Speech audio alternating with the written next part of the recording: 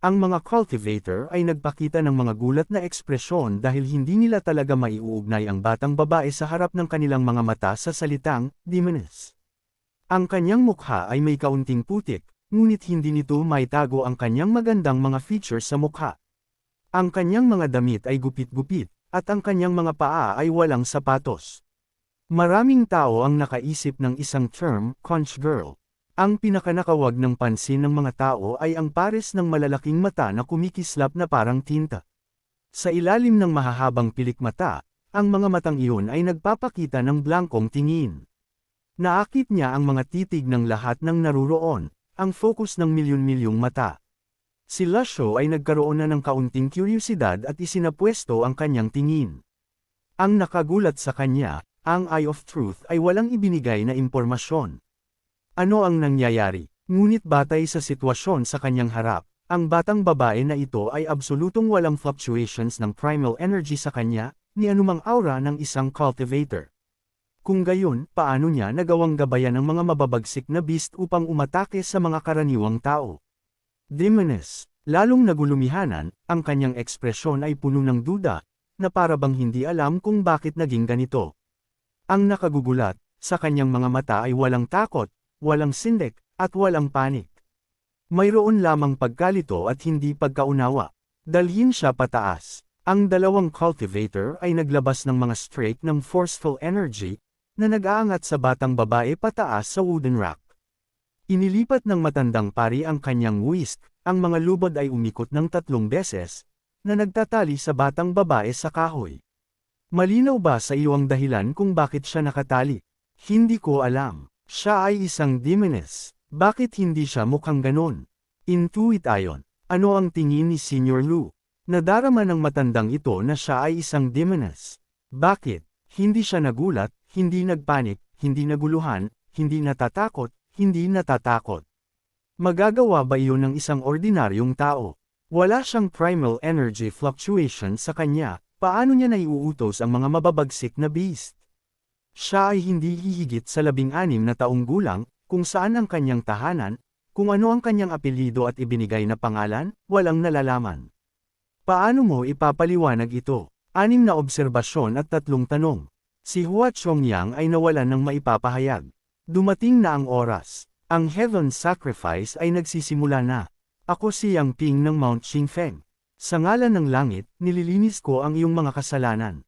Ikaw ay mawawala sa mga abo at usok magpakailanman. Babatahin mo ang mga apoy, lalubog ka sa ilalim ng dagat. Ang iyong kaluluwa ay sasailalim sa mga pagsubok, at ang iyong kalooban ay sasailalim sa mga pagsubok.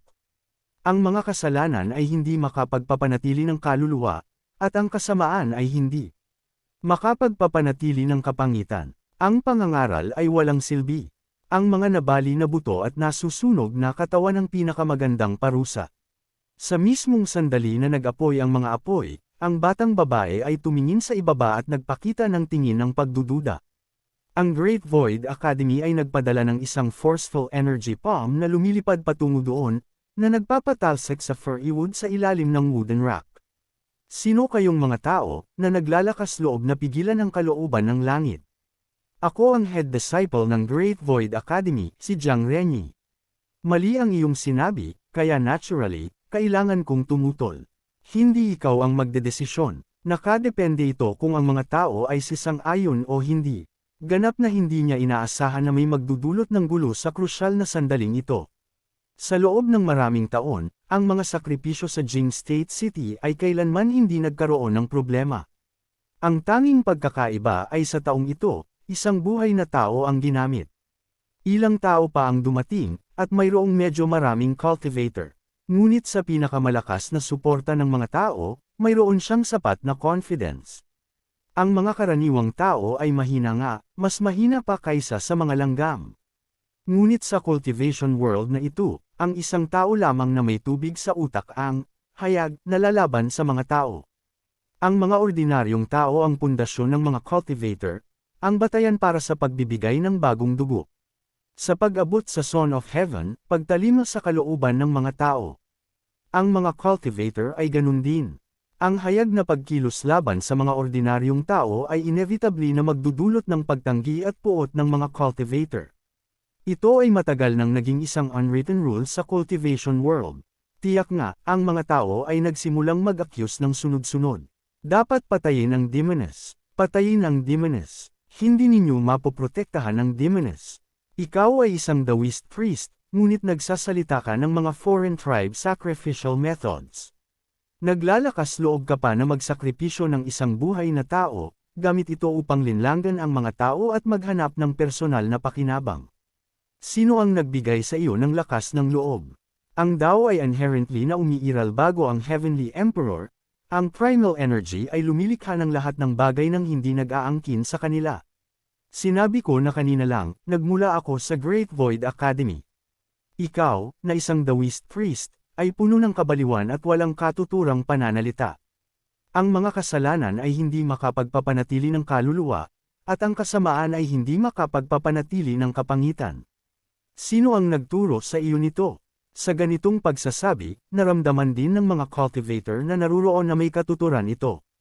Kahit na ang mga boses ng mga tao ay malakas, ito ay simpleng pagsigaw lamang ng ilang linya, at hindi nila maiimpluwensyahan ang kalooban ng mga cultivator. Sa Great Flame Cultivation, ang kaisipan ay nagfo-forge ng teorya, at ang teorya ay nanggagabay sa praktikal na cultivation. Sa mga pangunahing tatlong paaralan ng Confucian, Buddhist, at Taoist sects, wala kahit isa ang may ganitong sacrificial ritual. Sa halip, ito ay medyo katulad sa sorcery ng mga foreign tribe. Ang mga cultivator na nakapasok sa mga opisyal na academy ay nakaranas nito ng mas malalim pa. Sa pagsasabi nito ng disciple ng Great Void Academy, talagang nagulat ang lahat. Clap, clap, clap. Truly nakarapat-dapat na maging head disciple ng Great Void Academy. Sang-ayon ako sa pahayag ng Great Void Academy. Ang matandang pari na ito ay may mukha ng isang Great Flame person ngunit nagtataglay ng maruming kaluluwa at pangit na kaisipan ng isang foreign tribe. Iminumungkahi ko na patayin muna natin siya. Patayin siya. Ang Henkyu Sword Sect ay nagsalita ng sabay-sabay, ang kanilang mga sigaw ay nagpayanig sa kalangitan. Maraming salamat sa suporta ng lahat. Mga kababayan, huwag kayong magpalinlang sa kanila. Idulat ninyo ng malaki ang inyong mga mata at tingnan, ang batang babae ba na nakatali doon ay isang demoness. Sa wooden rack, ang batang babae na iyon ay kumurap gamit ang kanyang malalaking mata, na nagpapakita ng kuryosong ekspresyon habang pinagmamasdan ang lahat ng bagay sa kanyang harap. Matandang bagay, na nagtatrato sa buhay ng tao na parang damo. Hindi ka pa rin ba nagmamadaling ipagtapat ang iyong kasalanan? Si Yang Ping ay gumawa ng isa pang hakbang pabalik. Nang makitang masama ang sitwasyon, itinapak niya ang kanyang mga paa at pumaitaas sa ere. Pagtatangkang tumakbo, ang Henkyu Sword Sect Elder na si Zhang Ken ay bumunot ng kanyang espada at pumaitaas sa ere.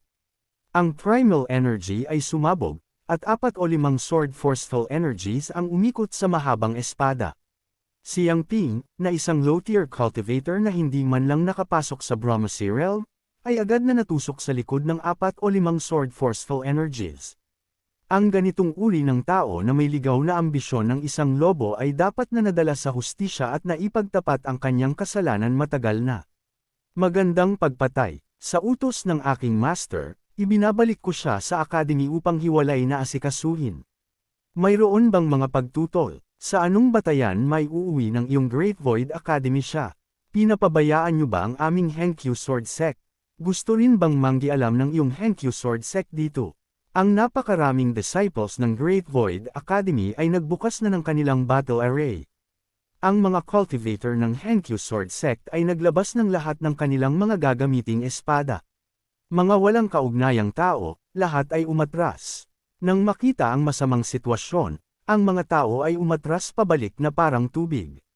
Tanging si Lasho at si Hua Chongyang ang nakatayo sa lugar, hindi gumagalaw, at napaka-conspicuous. Mahirap na hindi makaakit ng pansin. Mayroon akong magandang mungkahi. Bakit hindi itanong ang kanyang attitude? Sang-ayon ako. Sang-ayon din ako. Paano kung bumalik ka sa Great Void Academy kasama ko? Hanggat handa kang bumalik kasama ko, ibibigay ko sa iyo ang kahit anong gusto mo. Si Jiang Renyi ay ginawa ang kanyang makakaya upang magpakita ng kalmadong ekspresyon sa kanyang mukha, na labis na natatakot na matakot ang batang babae na ito. Ang batang babae ay bahagyang tumingin sa tabi, na tumagal kay Jiang Renyi nang hindi man lang umabot ng 1 segundo bago umiling. Hahaha, tumawa ng malakas si Zhang Ken. Jiang Renyi, mas mabuting sumuko ka na sa ideyang ito. Bumalik ka sa Henkyu Sword Sect kasama ko, at ang Sect Master ay personal na magtuturo sa iyo ng cultivation. Ang lahat ng senior brothers at sisters ng Henkyu Sword Sect ay magiging iyong mga braso at suporta. Ang batang babae ay humarap, tumingin kay Zhang Ken, at umiling. Sa pag-iling na ito ng kanyang ulo, ang mga tao mula sa Great Void Academy ay katulad ding tumawa ng malakas, na nagbabalik ng pabor. Ano ang iyong pangalan? Anong uri ng tao ang makapagtataguyod sa napakaraming sects na mag-away para sa kanya, na nag-aalok pa na magbigay ng ganitong generosong pagtrato? Ang batang babae ay umiling pa rin ng blanko. Inangat niya ang bagay sa kanyang kamay at mahinang sinabi, "Conch. Conch. Kung gayon ay tatawagan kitang Conch. Isasama kita, paano iyon?" Maging ito ay dahil itinatanong ni Hua Chongyang ang kanyang pangalan, habang nakaharap sa sikat ng araw, ang batang babae ay nagpakita ng isang mainit na ngiti.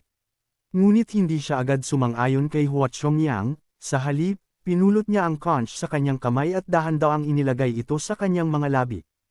Ang manipis na mga labi ay bahagyang nakatitig. Isang mababang lumalabas na tunog ang tumunog. Woo! Ang tunog na inilabas ng conch ay melodious at lingering, na kumakalat sa buong heaven offering altar. Ang natatanging tone at rhythm ay tulad lamang ng nagmumula sa isang malayong underwater world, na masayang nagkukwento ng nakaraan at ng lahat ng bagay. Ito ay malinaw na isang napakababang tunog, ngunit ito ay tumunog ng napakaliwanag at sunny. Naabot ng tunog ang kagubatan, swish, swish, swish. Ang mga ibon ay lumitaw sa kalangitan, may mga giant eagles, may mga mahihinang maliliit na sparrows, na lumilipad sa buong kalangitan. Sa lupa sa loob ng kagubatan, daan-daang mga beast ang gumapang patungo doon. Ang kanilang mga mata ay naglalabas ng dim green light, ito ang tanda sa cultivation world ng paghakbang sa basic cultivation, pag-absorb sa primal energy ng langit at lupa, pagiging matatag, at pagiging mas mabangis pa. Ang mga makapangyarihang mababagsik na beast ay lalo na ang mga kaaway ng sangkatauhan.